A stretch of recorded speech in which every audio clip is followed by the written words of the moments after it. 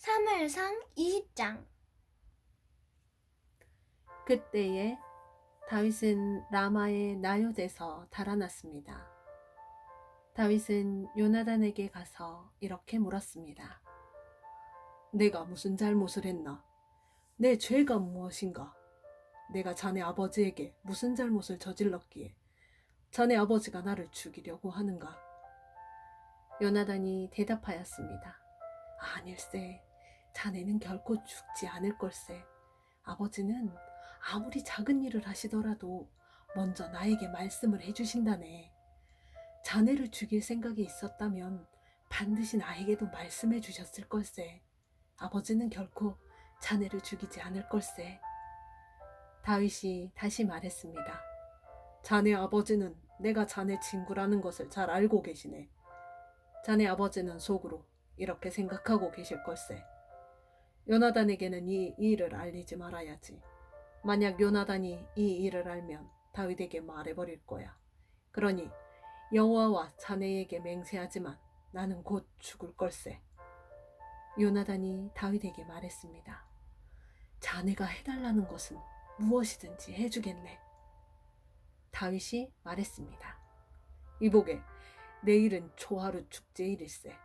나는 왕과 함께 식사를 하게 되어 있네. 하지만 나는 3일 저녁까지 들에 숨어 있겠네. 자네 아버지가 내가 없어졌다는 것을 눈치채시면 이렇게 말해주게나. 다윗은 나에게 자기 고향 베들레헴으로 가게 해달라고 말했습니다. 해마다 이맘때는 그의 온 가족이 제사를 드린답니다. 만약 자네 아버지가 잘했다 라고 말씀하시면 나는 무사할 걸세. 하지만 자네 아버지가 화를 내시면 자네 아버지가 날 해칠 생각이 있는 걸로 알게나. 요나단, 자네 종인 나를 도와주게. 자네는 여호와 앞에서 나와 약속을 하였네. 나에게 죄가 있다면 자네가 나를 죽이게나. 자네 아버지에게 넘겨줄 필요가 없지 않겠나. 요나단이 대답했습니다. 아닐세, 결코 그럴 수 없네. 아버지가 만약 자네를 해칠 생각을 갖고 있다는 것을 알게 되면 반드시 자네에게 알려주겠네. 다윗이 물었습니다. 자네 아버지가 자네에게 엄하게 대답하면 누가 나에게 알려줄 수 있겠나? 요나단이 말했습니다. 들로 나가세. 그래서 요나단과 다윗은 함께 들로 나갔습니다. 요나단이 다윗에게 말했습니다. 이스라엘의 하나님 여호와 앞에서 이렇게 약속하네. 모레 이맘때까지 아버지의 마음을 알아보겠네. 만약 아버지가 자네에게 나쁜 마음을 품고 계시지 않다면 자네에게 그 소식을 알려주겠네. 하지만 만약 아버지가 자네를 해칠 마음을 품고 계시다면 그 사실도 자네에게 알려주겠네. 그래서 자네가 안전하게 멀리 도망갈 수 있도록 하겠네. 그렇게 하지 않는다면 하나님께서 나에게 무서운 벌을 내리셔도 감당하겠네. 여호와께서 내 아버지와 함께 계셨던 것처럼 자네와도 함께 계시기를 바라네. 내가 살아있는 동안 나에게 여호와의 사랑을 베풀어 주게나. 그래서 내가 죽지 않게 해주게. 내 집안에도 변함없이 사랑을 베풀어 주어야 하네. 여호와께서 자네의 모든 원수를 이 땅에서 없애버리시더라도 우리 집안에 대한 사랑을 버리지 말아주게. 요나단은 다윗과 약속을 하며 여호와께서 다윗의 원수들을 벌주시기를 바라네 하고 말했습니다. 그리고 요나단은 다윗에게 자기와 맺은 사랑의 약속을 다시 말하게 했습니다. 요나단은 다윗을 자기 목숨만큼 사랑했기 때문에 그런 약속을 하게 하였습니다. 요나단이 다윗에게 말했습니다. 내일은 초하루 축제일이네. 하지만 자네의 자리는 빌 것이고 내 아버지는 자네가 없어졌다는 것을 알게 될 걸세. 이틀 뒤 자네는 지난번에 숨어 있었던 곳으로 가서 에셀 바위 곁에서 기다리게. 그러면 내가 화살 3발을 바위 가까이로 쏘겠네. 마치 어떤 목표물을 향해 쏘는 것처럼 쏘겠네. 그리고 나서 소년을 한 명 보내면서 그 화살들을 찾으라고 말하겠네. 만약 내가 얘야 너무 멀리 갔다. 화살은 내 뒤쪽에 있으니 이리 주워오너라 하고 말하면 자네는 숨어있는 곳에서 나와도 상관없네.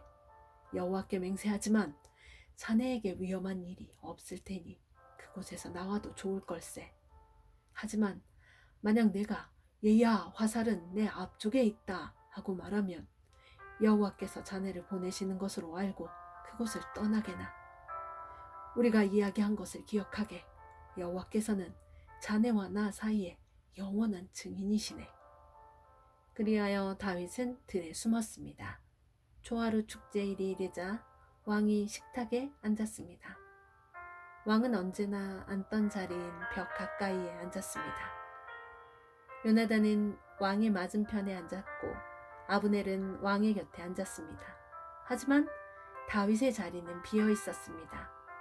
그날 사울은 아무 말도 하지 않았습니다. 사울은 다윗에게 무슨 부정한 일이 생겨 나오지 못한 거겠지? 라고 생각했습니다. 이튿날은 그달의 두 번째 날이었습니다. 다윗의 자리가 또 비어 있었습니다. 이번에는 사울이 요나단에게 물었습니다. 이새의 아들은 왜 이 식탁에 어제도 오지 않고 오늘도 오지 않는 거냐? 요나단이 대답했습니다. 다윗이 나에게 베들레헴으로 가게 해달라고 부탁했습니다. 다윗은 우리 가족이 마을에서 제사를 드리니 가게 해주게. 형이 나를 오라고 했네. 자네가 내 친구라면 내 형들을 만나게 해주게 하고 말했습니다. 그래서 다윗은 왕의 식탁에 나오지 못했습니다. 그러자 사울은 요나단에게 화를 내며 말했습니다. 이 바보 같은 놈아!